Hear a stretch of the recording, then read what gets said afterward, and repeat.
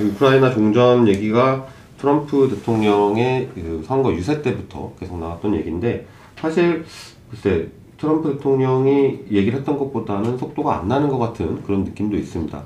이 부분 종전 논의가 어떤 과정으로 이루어질 것이라고 보십니까? 일단 이제 두 가지. 그러니까 종전은 어렵습니다. 종전은 전쟁이 끝나는 거거든요. 그러니까 종전을 하려고 그러면 평화협정을 체결해야 되거든요. 네. 그러면 평화협정, 원래 전쟁은 영토 때문에 싸우잖아요. 그럼 평화협정 1조는 영토 조항이 들어가요. 근데 영토를 푸틴이 지금 우크라이나 영토의 5분의 1, 거의 남한 면적을 차지하고 있거든요. 이 영토를 돌려줄 생각이 전혀 없어요.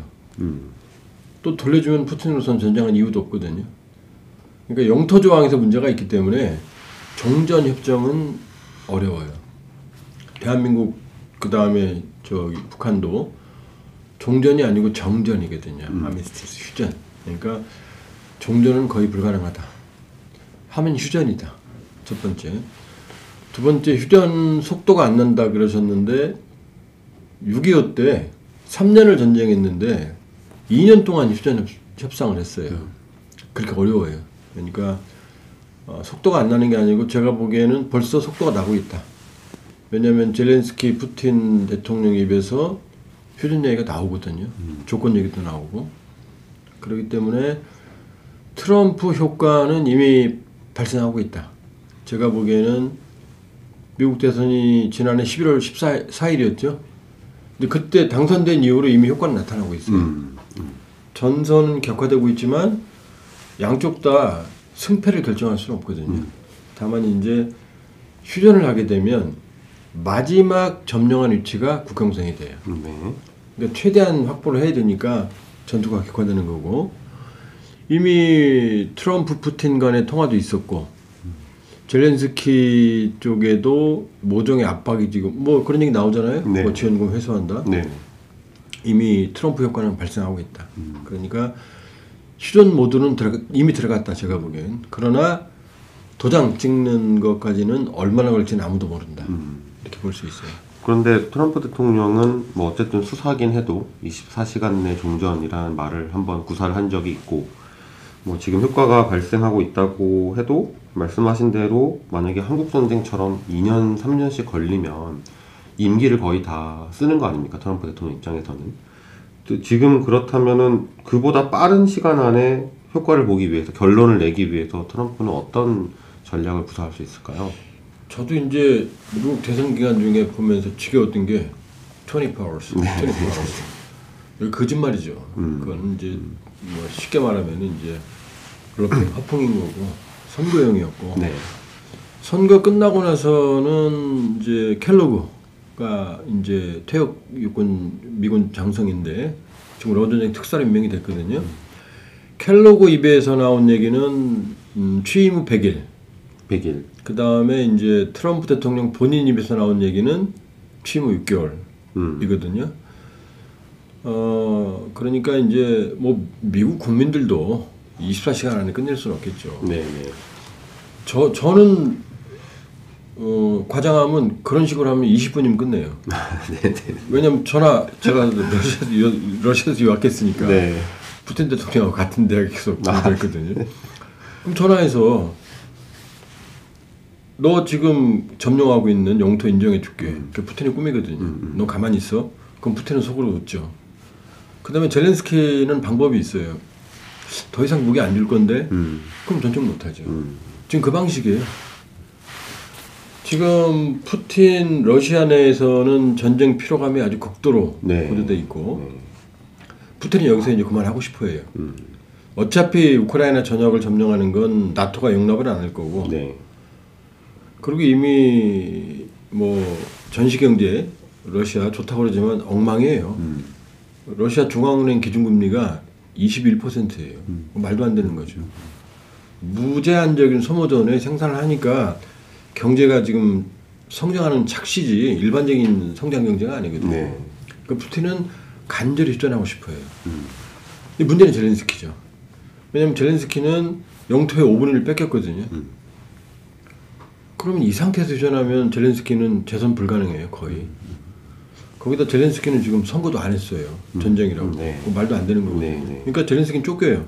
그러니까 젤렌스키 입장에서는 최대한 선전했다라는 그런 모습을 보여야 되거든요. 정치적으로. 근데 젤렌스키의 딜레마는 뭐냐면은 우크라이나 전시 예산의 절반 이상이 외부에서 와요. 거기도 미국이 압도적이죠. 미국이 안 좀 끝나거든요. 네. 사실은 이 방식이에요. 이게 이제 숨어 있는 방식은 푸틴이 승리하는 방식이죠. 영토 인정해주고 그 다음에 우크라이나한테는 그만해. 그럼 이제 삐질 거 아니에요. 그러니까 전후 복구 도와줄게. 그 다음에 휴전하고 나면 안전보장 책임져줄게. 나토군도 그 휴전 그 라인에 PKO 평화의 지군으로 투입해줄게. 뭐 이런 식인 거죠. 그리고 우크라이나 국민 중에 이제 다수가 이제 그만하자. 영토 뺏겨도 좋자. 원래 그 뺏긴 영토는 러시아의 입김이 강했던 지역이에요. 네. 그러니까 우크라이나 국민들은 지쳐 있고 어차피 전쟁이 끝도 없다는 걸 알고 있고 문제는 또 나토예요. 나토 안에서도 분열돼 있어요. 지금 휴전하면 버릇없는 푸틴이 이기는 거야? 안 돼.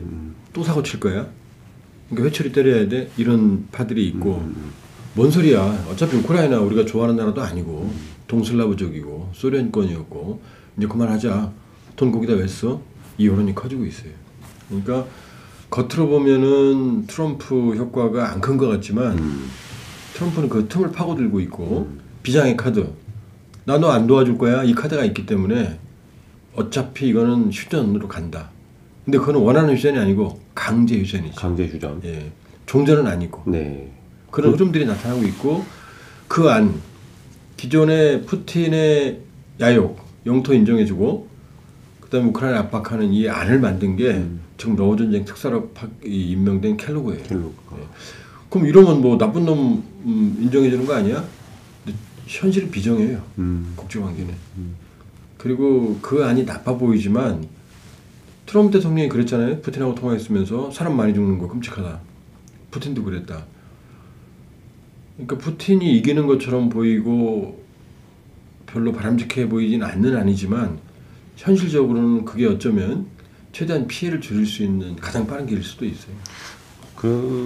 그런데 우크라이나 입장에서는 사실 뭐 전후복구 지원이 들어간다고 해도 당장의 이 전쟁의 판도에서는 지는 거 아닙니까?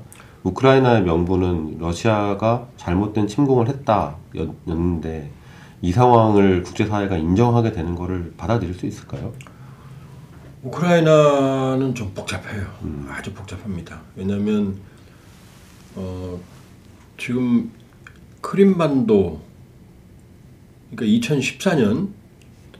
2014년에 러시아가 크림반도를 침공하거든요. 그리고 그때 돈바스라고 하는 지역, 네. 도네츠크, 루간스크 지역, 여기가 이제 남쪽이 크림반도고 루간스크, 도네츠크는 이제 돈바스 지역이라는 이쪽은 이렇게 떨어져 있는 동쪽이에요. 네. 요 지역은 이제 소련이 해체되면서 우크라이나 영토로 확정이 됐죠. 근데 크림반도는 원래 역사적으로 우크라이나 영토였던 적이 거의 없어요. 1954년에 후르초프가 베레아 슬라브 조약 300주년 기념, 얘가 좀 복잡해지는데, 그러니까 이 베레아 슬라브 조약은 이 우크라이나 쪽에 있는 코삭 네. 쪽이 그 당시 우크라이나 지역을 점령하고 있던 폴란드, 리투아니아 연합공국에게 이제 저항해서 분쟁을 일으켜요. 독립 분쟁을. 근데 여기 힘들으니까 그 당시 러시아 짜르한테 손을 벌려요. 나 좀 도와줘. 그랬더니 짜르가 그래 알아서 도와줄게. 그런데 너 앞으로는 내 말 들어야 돼. 러시아 국경을 책임져. 라고 한 게 베레아 슬라브 조약이거든요. 네. 그 1654년이. 그러니까 그 300주년 기념이 1754년이구만요. 300주년이 된 데가 1954년이거든요. 네. 그랬더니 기념으로 후르초프는 그 당시 부인이 우크라이나 여자였고 본인도 경력의 대부분을 우크라이나에서 보냈어요. 그러니까 야 300주년이야 우리는 하나니까 크림반도를 우크라이나 영토로 행정구역으로 바꿔줄게. 그렇게 시작된 거예요. 근데 이게 이제 소련이 해체되니까 바로 우크라이나 영토가 된 거잖아요. 네, 네. 그러니까 러시아 사람들 마음속에서 크림반도는 우리를 치면 독도예요. 그 다음에 돈바스 지역, 2014년에 내전을 일으키는 이 지역은 러시아계가 다수였어요. 근데 이제 이 소련 해체되면서 편입이 돼버린 거죠. 근데 2014년이 왜 중요하느냐? 그때 우크라이나 대통령이 야누코비치인데 네. 이 야누코비치는 친러계였어요. 러시아를 사랑해라고 말해놓고 당선이 됐어요, 합법적으로. 근데 우크라이나도 러시아 관계가 있었던 거죠. 근데 그때 이제 유로마이단이 발생해서 야누코비치는 탄핵당하고 도망가거든요. 그러니까 이 상황에서 러시아는 이제 안 되는구나 라고 이제 그 침공을 한 겁니다. 네. 그렇게 본다 그러면은 이 우크라이나는 마음속에 크림반도, 돈바스 여기에 대한 어떤 역사적인 뿌리 같은 게 죄송합니다. 있거든요. 네. 그러니까 억울하지만 그냥 그 정도는 넘어가자 이제 피곤하니까 이런 정서가 있어요. 그러면 지금 이 상황에서 끝나도 그 여파는 그렇게 길게 가지 않을 것이다. 뭐 이런 가긴 가죠. 왜냐면은 이제 우크라이나에 상실감이 있으니까 네, 네. 오래 가죠. 오래 가고 또 하나는 우크라이나의 민족적 정체성이 국가적 정체성이 사실 강하지 않았어요. 우크라이나라는 국가가 정식 국가가 국호가 탄생한 건 이제 뭐 여러 가지 설이 있지만 1917년이에요. 그 볼셰비키 혁명이 일어날 때 우크라이나 볼셰비키도 혁명을 일으켰거든요. 네. 그러니까 우크라이나하고 러시아는 서울과 경기도 아니면 경상도하고 제주도 이 정도 차이밖에 안 나요. 아마 피는 뒤에는 거의 100% 같을 거예요. 저도 유학하면서 우크라이나 친구, 러시아 친구 말 자유롭게 다 했거든요. 네. 근데 그렇게 보면 그런 애매한 상황이었는데 지역적 정체성이 좀 강했지만 국가적 정체성이 만들어진 거는 100년 정도밖에 안 되는 거죠. 그런데 이제 이번에 푸틴의 절대적인 실수가 우크라이나를 침공하면서 우크라이나의 국가적 민족적 정체성을 강하게 만들어줬어요. 이제 너하고 나하고는 영원히 다른 나라야. 이제 너하고는 왼수야. 그러면서 우크라이나의 정체성을 만들어줬거든요. 네. 그러니까 이제 이 얘기는 우크라이나의 민족적 정체성, 이제 전쟁은 그만하자 피곤하다지만 그러나 우크라이나의 마음속에 저 뺏긴 땅을 언젠가는 회복해야지 이런 걸 만들어줬을 거 아니에요. 그러니까 지금은 휴전할 수 있겠지만 러시아가 약해지면 언제든 재발할 수 있는 분쟁의 씨앗을 만들어준 거죠. 이게 푸틴의 거대한 전략적인 실수예요. 그러니까 우크라이나인들은 휴전한다 그러면 지금은 받아들일 거예요. 근데 우크라이나의 극단적인 민족주의자들은 반대하겠죠. 그러나 대세는 일단 참자로 갈 겁니다. 그 전후복구라는 것은 결국은 경제적 지원일 것이고요. 그거는 뭐 어느 정도 미국과 국제사회에서 커버할 수 있는 영역이라고 치고 나토 가입 문제는 또 우크라이나 입장에서는 원하는 거 아니겠습니까? 이번 기회에 해결하고 싶지 않을까요? 일단 불가능해요. 나토 헌장상. 왜냐? 나토 헌장에서 분쟁 중인 국가는 나토에 가입을 할 수가 없어요. 지금 분쟁 중이잖아요. 그러니까 젤렌스키가 어떤 선택을 했냐면 그러면 나토 가입을 해준다고 그러면 나 뺏긴 영토 포기할게 이런 얘기 한 적이 있어요. 그럼 영토 포기하면 분쟁이 사라지잖아요. 그럼 문제는 뭐 지금 뭐 그림이 없습니다만 나토 가입이 사실은 불행의 씨앗이에요. 그러니까 우크라이나 영토가 길게 고구마 옆으로 세운 것처럼 돼 있거든요. 이게 러시아 심장부와 유럽 심장부를 연결하게 돼 있어요. 네. 이게 이제 우크라이나 불행의 씨앗이에요. 왜냐하면 이 우크라이나가 나토에 가입을 하게 되면 러시아의 심장부가 뚫려요. 바로. 우리를 치면 경기도하고 서울이 다른 나라로 갔는데 경기도가 북한하고 동맹을 맺는 거하고 똑같은 거예요. 그럼 서울이 가만히 있어요?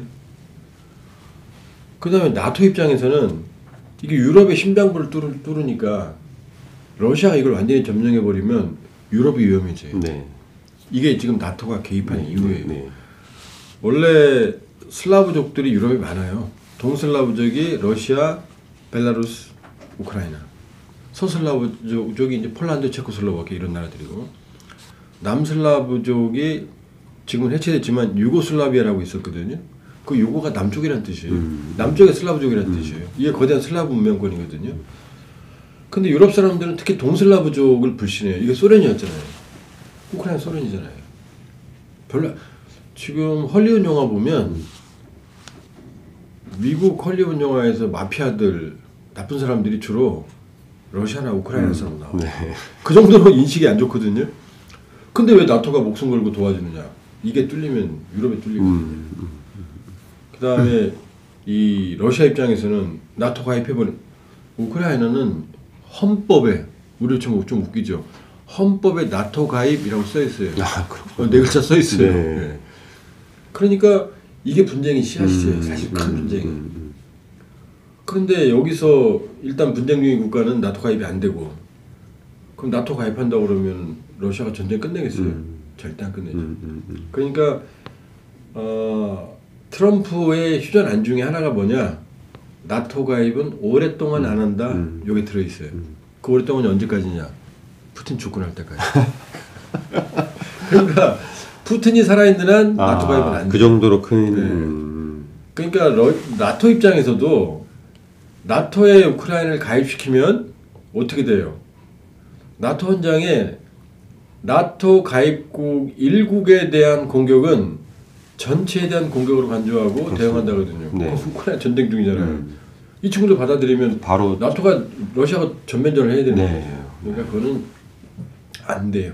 안타깝지만. 바꿔 말하면 푸틴이 살아있는 한 우크라이나와의 전쟁은 언제든 다시 재발할 수 있는 사안이라는 거.